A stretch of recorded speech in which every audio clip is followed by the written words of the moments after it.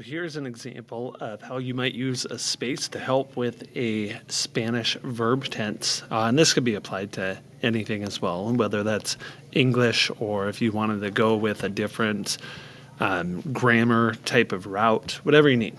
So I'm in here in the space designer just to help me plan out my space.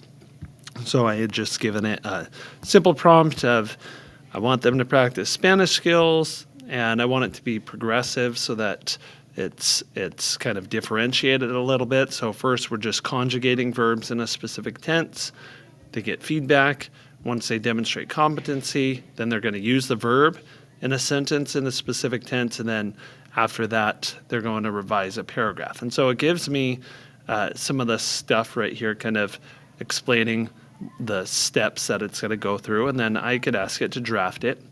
So I asked it to draft it, and this is what the space designer will usually do with your spaces. It will kind of give the context, the agenda, guidelines, and then if it needs to give examples, it will. And so you're able to adjust this as well, right? Like if I wanted them to, if I wanted to make this conjugation practice, maybe I wanted to change it up a little bit so that the tenses that they're given are these ones, whenever we're learning, anything like that. And I can change some of the guidelines and things like that.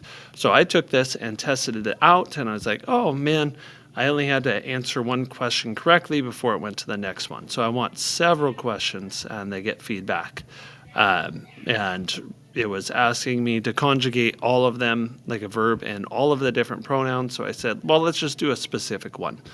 And I gave them the tenses right here and a little bit more. So we have that context right here. I went over into my space. I just pasted that in right here. And I did a little preview right here. Accidentally forgot to add that last part. And then kind of gave me some feedback right here on each one. And a couple of them I got wrong, especially so like on this one. I put an accent in there even though it didn't ask for one or it doesn't need one. So if you're not necessarily focused on the accent marks in this, you might ask your space to not correct on accent marks. But if you are practicing that and you want them to be intentional about that, then you would want to leave that right there. So I did a few right here and eventually was able to get through and then did a sentence, and I got the verb form correct. I just had another part that was incorrect, and it gave me that feedback right away.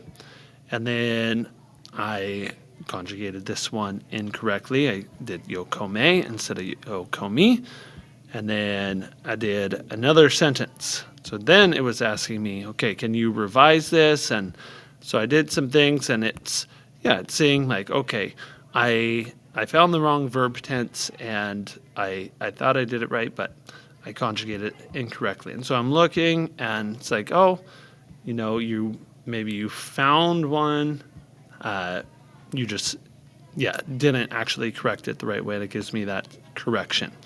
So that's just a good way to get some immediate feedback for students, especially when they need to practice things and know if they're doing things correctly, rather than just going through it all really quickly, not getting that feedback, and then bringing it to class the next day and not getting specific feedback. So this could be a great way for you to practice something at the beginning of class, or even as an exit ticket to identify what students are picking up or not.